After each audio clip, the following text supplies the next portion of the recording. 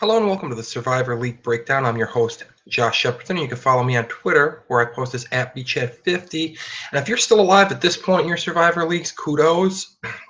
You got some options this week, a few elite options in terms of point spreads and matchups that look very favorable for teams to pick from. A handful of them are some of the better teams in the league who you've likely already used at this point, but if you still got them in the holster, good week to fire them away. There is actually one team, I would say, mixed in the elite options that does stand out as one that many gamers will still have available to them in their Survivor League pool. So without further ado, let's jump right into things. Let's look at the Thursday night football contest. And according to Pinnacle Sports, the host Cincinnati Bengals are 11-point favorites over the visiting intrastate AFC North division rival Cleveland Browns, who will be starting Johnny Manziel this week. And this is one of those elite games right off the bat. The Bengals are undefeated. They've looked excellent this year. They just won a big game against the Steelers in the division. And while, I mean, there's always the fear of a letdown after a big game like that, I'd say a lot of that is dissipated with the fact that they're going to be facing Johnny Manziel as opposed to Josh McCown, and the fact that the Browns just aren't very good this year and on the road. So I really like the Bengals this week. They do have two backs that can exploit the soft run defense of the Browns. And even though Andy Dalton's coming off one of his worst performances of the year, arguably his worst performance of the year, he still does have weapons at his disposal, and he's having a fantastic season. So Bengals should have little trouble carving up the Browns this week. If you do still have the Bengals available in your pool, they are one of the top two picks for me in contest this week. Next up, speaking of the Pittsburgh Steelers, they are hosting the Oakland Raiders this week.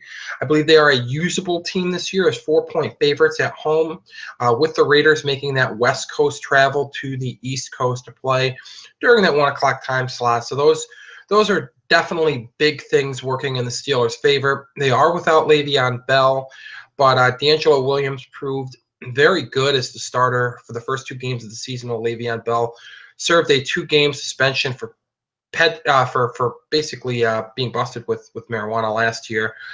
So this is a matchup that I do like. It's not one of the elite plays, but outside of the 5 elite plays, there are really only two other teams that I'm looking at and feel comfortable using. Obviously, I will give you my top picks in each of the other games that things are a little bit more of a toss-up in. But in terms of teams that aren't elite, matchups that aren't elite, this is one that I do feel pretty good using. Pittsburgh, if you burned through all the top options that I'm going to give out, this is one of 2 games that I do feel fairly confident in. Next up is the St. Louis Rams traveling to Minnesota. 2.5-point underdogs, the Rams are.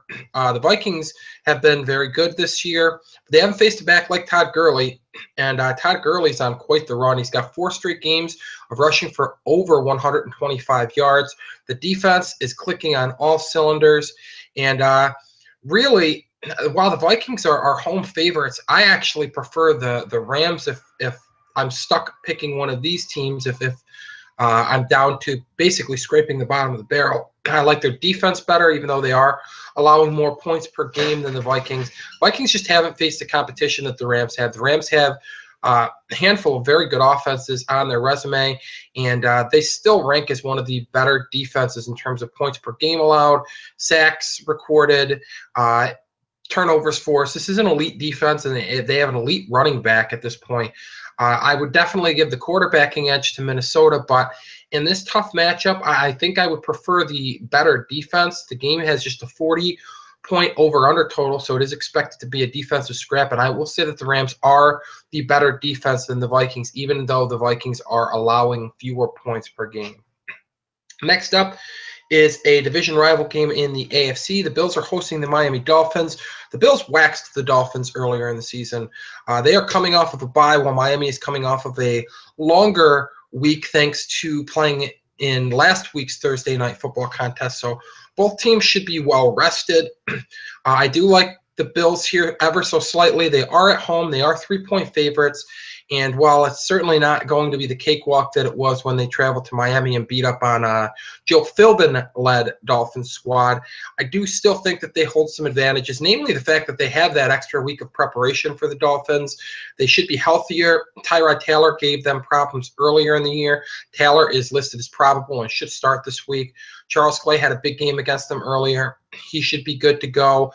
And be another weapon to give them some problems. And the backfield's healthy, which is also another tick in favor of the Bills this week.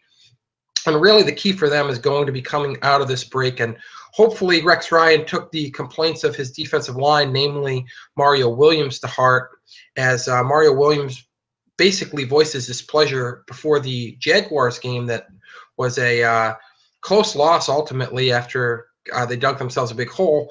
But basically, Mario Williams complained about the usage of the defensive linemen, saying that he didn't really understand why he was being dropped into coverage, and Kyle Williams and others on that line were being dropped into coverage when they're such elite pass rushers. So I do think that you're going to see them fire up some more blitzes with that line coming out of the break. I think the fact that they've had the bye week to get things together, the fact that they are healthier, definitely gives them the edge, as does playing at home.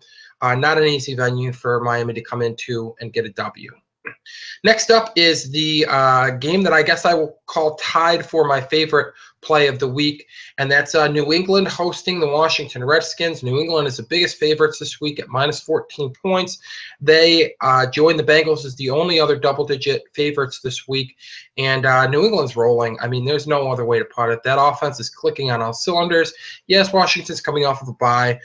They could have 8 weeks to prepare for New England, and I don't think it would matter. They just don't have you can have all the X's and O's, but if you don't have the Jimmies and the Joes, and the Redskins do not, you're not going to keep up with the Patriots.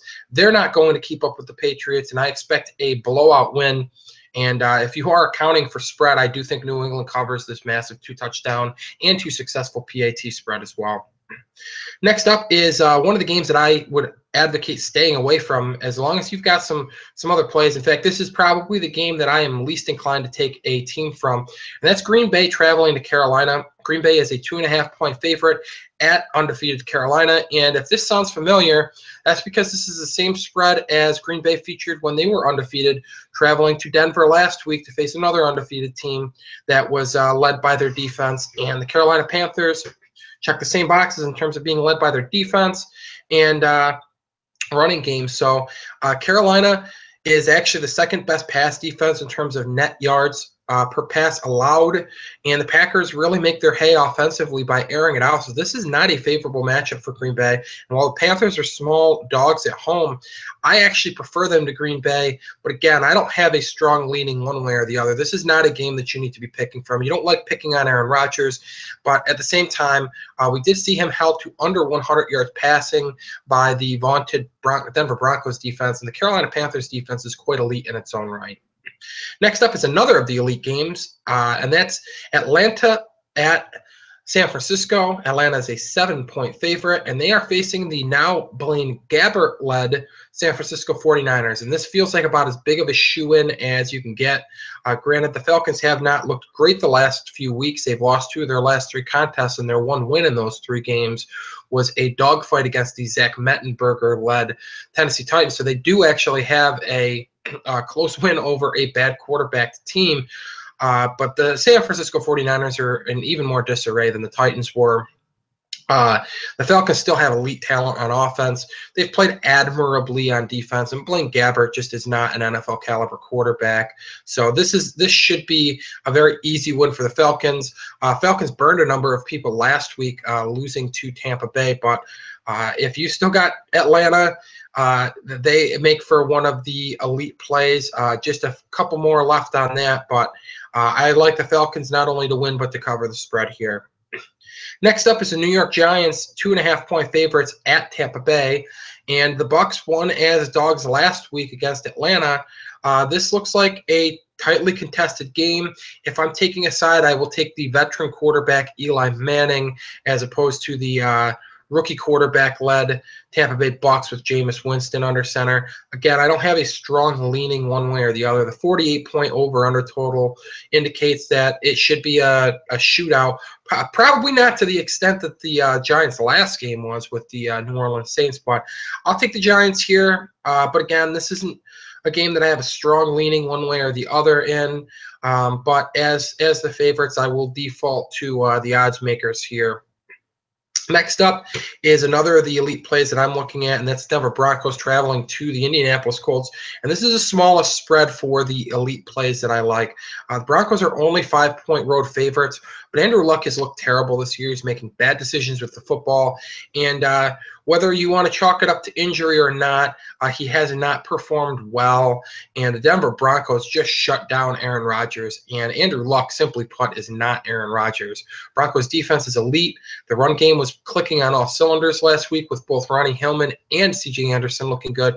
And Peyton Manning got in on the fun and absolutely carved up a previously really good-looking Green Bay Packers defense. So really all signs pointing upward for the Broncos right now. The fact that it's on the road isn't ideal, but I don't think it matters. That defense travels, and they should have little problem shutting down Andrew Luck and the Colts offense. And that Colts defense is certainly nothing to write home about. Plenty of weapons for the Broncos to score enough points to beat the Colts this week. Next up is Philadelphia traveling to Dallas. Philadelphia, 2.5-point favorites, and this is another usable team by my estimation. The Philadelphia Eagles, led by Chip Kelly. Kelly considered an offensive guru, but this defense is very good, and this defense should have very little problems putting the clamps on backup Matt Castle and the Dallas Cowboys offense. Des Bryant has a plus matchup to exploit, but I don't think Matt Castle has the goods to take advantage of that, and that means that they're going to be relying on Darren McFadden again. Philadelphia, pretty good run defense, and the fact is Matt Castle is just not an NFL caliber quarterback, and the Philadelphia Eagles defense is one of the better defenses in the league. So I'll take the defense here. Say what you will about Sam Bradford not being living up to what Chip Kelly had hoped he would be at quarterback, but I think they've got enough on offense to scrape together some scoring drives, and that defense should do the rest. The final game of the week, the next game of the week actually has an unlisted spread right now because we don't know who the starting quarterback for the Tennessee Titans is, and that's going to be the Saints versus the Titans at home. This is another elite play for me. The Saints were scoring at will last week. Now, granted, their defense was also allowing the Giants to score at will, but the Titans, whether they get Marcus Mariota back, which I think is the expectation at this point, or they're Zach Mettenberger-led, which would actually be preferred, I just don't think they have the offensive firepower to keep up with the Saints, and I don't think their defense is good enough to make this ugly. So I like the Saints here. I like the offensive weapons, and I think the offense will do just enough to get Rob Ryan by and allow him to kind of just keep coasting inexplicably with that poor defense there. And now the final game of the week, the Monday Night Football contest with the Bears traveling to the Chargers. Chargers are 4-point favorites, but, man, this is a game that isn't what maybe we would have been looking forward to a week ago. Matt Forte's hurt. Keenan Allen is hurt.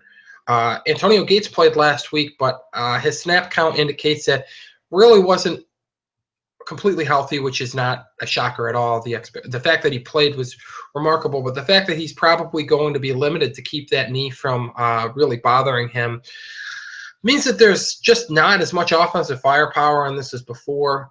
I do like the Chargers simply because they are at home. I don't have a strong leaning in this game either. The Chargers haven't really been able to get a run game established this year, but I'll lean on the quarterbacking play here. And while Jay Cutler's actually pretty good this year, somewhat below the radar, Phillip Rivers is an elite quarterback, and he just keeps playing well, and giving his team chances even while his team is seemingly always injured. I mean, last year, this year. But Phillip Rivers doing his thing as usual. I'll take the Chargers here if I have to take one team, but this is one of the games that I'm less inclined to pick from. So that's going to wrap things up for this week's Survivor Breakdown. And Check out all the great content at fantasyfootballcafe.com, as well as our very active message boards, and get yourself fired up for the second half of the season, which is upon us. Good luck this week in your Survivor Leagues, and keep moving along.